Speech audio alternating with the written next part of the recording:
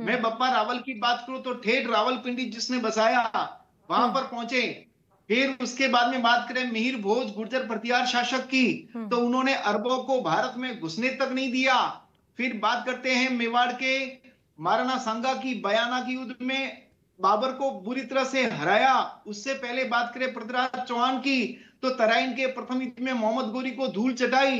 गुजरात के शासक की बात करें भीमदेव ने, तो उन्होंने महमूद गजनवी को पराजित किया। तो लंबी लिस्ट है। तो यहाँ के लोगों ने तो आतताइयों का प्रतिरोध किया है, जबरदस्त प्रतिरोध किया है। नहीं तो राजस्थान की जो धरती है वो रणभूमि ऐसी थोड़ी खिलाई है, रणबांकुरों की धरती है। लेकिन हाँ, ये बात ध्यान रखने लायक है कि जिन योद्धाओं ने अपनी प्राणाहुति दी है वो योद्धा किसी जाति के लिए नहीं लड़ा है, वो योद्धा अपने समाज के लिए लड़ा है, अपने पूरी प्रजा के लिए लड़ा है। और जातीय समाज के उस सीमित दृष्टिकोण में योद्धाओं को नहीं देखा जाना चाहिए। और हनुमान बेनीवाल जी जो सांसद हैं, माननीय सांसद हैं, उन्हें तो कम से कम इस प्रकार की बात कहनी ही नहीं चाहिए, क्योंकि उनकी किसी भी बात को जब वो कहते हैं तो बड़ी गंभीरता से लिया जाना चाहिए। और वो भारतीय संसद के नुमाइंदे, एक संसद के सदस्य हैं, तो उनकी भी अपनी एक गरिमा है। तो उनका ये कहना कि महाराणा प्रताप ने लड़ाई लड़ी और महाराजा सूरजमल जी ने लड़ाई लड़ी, तो वो ये भी बताएं कि महाराजा बदन सिंह जी भी थे, वो भी वीर योद्धा थे, उनके बारे में उनको जानकारी नहीं है या तो। फिर उसके बाद में जवाहर सिंह जी की बात करें तो बड़े वीर योद्धा हुए। आमेर की बात करें तो सवाई जयसिंह जी हुए, बहुत बड़े वीर योद्धा हुए।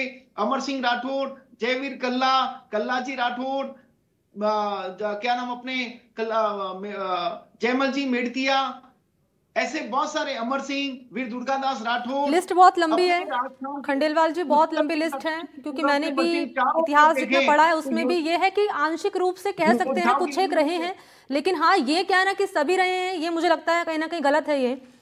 ठीक है, मैं लौटूंगी आपके पास। जी, ये सियासी बयान है उनका, वो इतिहास की जानकारी नहीं है उनके पास में। यदि किसी ने दी है तो बहुत छोटी जानकारी दी है उनको, इसलिए उन्हें इतिहास का अध्ययन करना चाहिए। जी ठीक है, मैं लौटूंगी आपके पास। और इस बीच जयपाल जी आपके पास आते हुए, क्योंकि बीजेपी के प्रदेश अध्यक्ष हमारे साथ जुड़े थे राठौड़ साहब, और उन्होंने कहा कि जानकारी नहीं है, जरा इतिहास पढ़ें, इतिहास की जानकारी होती तो शायद ऐसा बयान ना देते। देखिए, निश्चित रूप से ये बहुत ही दुर्भाग्यपूर्ण है मनी जी।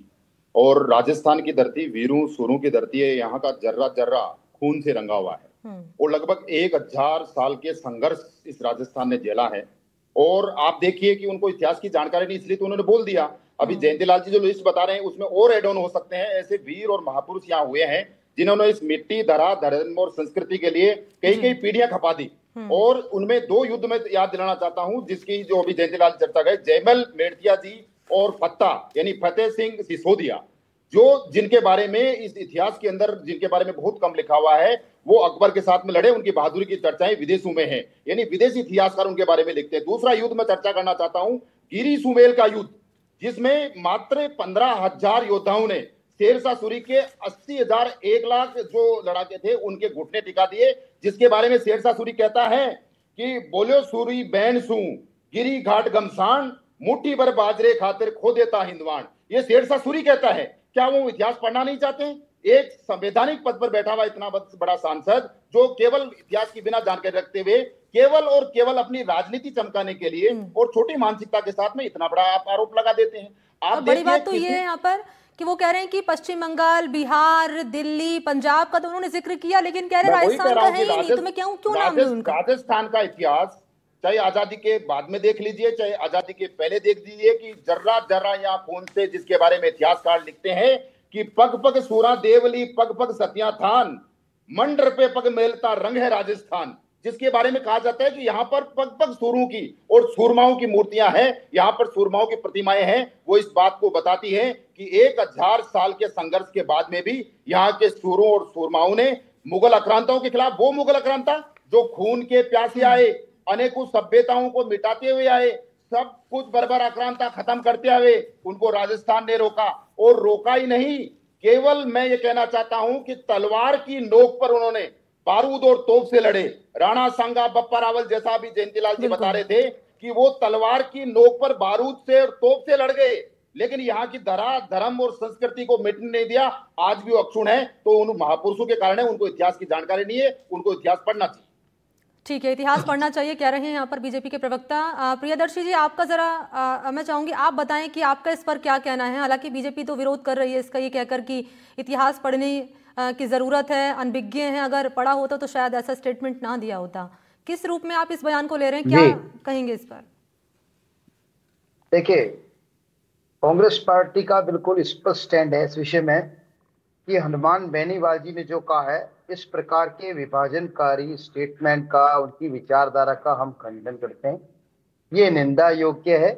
जबकि अगर उनको, हमारा सजेशन था, हम ये सोचते हैं कि अगर उनको राजस्थान की बात करनी थी तो वो सकारात्मक बात करते। वो 15 महीनों से राजस्थान के अंदर बीजेपी की जो अकर्मणीय असफल सरकार है उससे जनता त्रस्त है।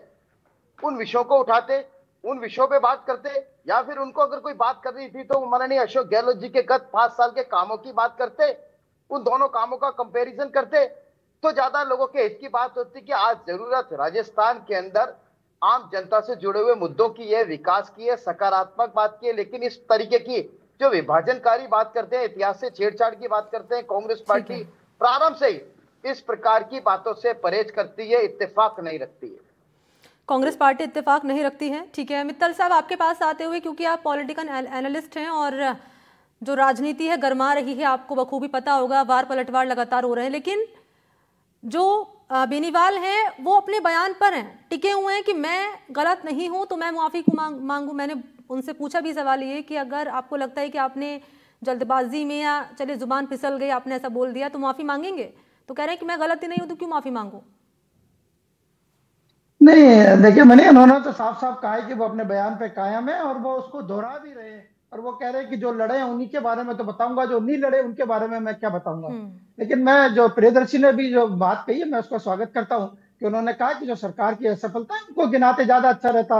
1.5 साल हो गया संसद में जाते हुए, उनको क्या नाम से राजस्थान के मुद्दे उनको संसद में उठाना चाहिए। लेकिन साथ ही क्या नाम से मैं ये भी कहना चाहूंगा कि जो बेनीवाल है किनके समर्थन से जीते हैं? वो कांग्रेस के समर्थन से जीते हैं। नागौर से जो कांग्रेस के सांसद है, पिछले लोकसभा चुनाव के अंदर कांग्रेस और आरएलपी का गठबंधन था, उसके कारण क्या नाम से सांसद बने वो। ये बात अलग है कि जब विधानसभा के चुनाव हुए तो मनी आप ही देखे कि पूरे राजस्थान में आरएलपी को विधानसभा में 1 सीट भी नहीं मिली।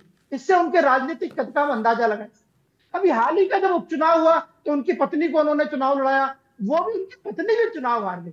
तो मुझे लगता है कि क्या नाम से इस तरह का बयान देकर वो अपने राजनीति में अपने वजूद को कायम करने के लिए, बनाए रखने के लिए शायद मुझे बयान दे रहे। और जो राजस्थान की, मतलब पूरी देश दुनिया के अंदर राजस्थान को वीरों की धरती कहा जाता है, उस जो माहौल है, उस जो मान्यता है, उसको वो क्या नाम से कम आंक रहे हैं। मैं भी क्या नाम से मनी या 2-3 जो राजस्थान के से जुड़े हुए राजे महाराजाओं के जो युद्ध हैं उनके बारे में बताना चाहूंगा, जिनका इतिहास अपने आप में बहुत महत्वपूर्ण है। देखिए 1530 में जिसका अभी उल्लेख हुआ, राणा सांगा वाला, वो राणा सांगा बाबर के साथ जो युद्ध हुआ उसे बैटल ऑफ खानवा पूरे क्या नाम से जो इतिहास है लड़ाई का,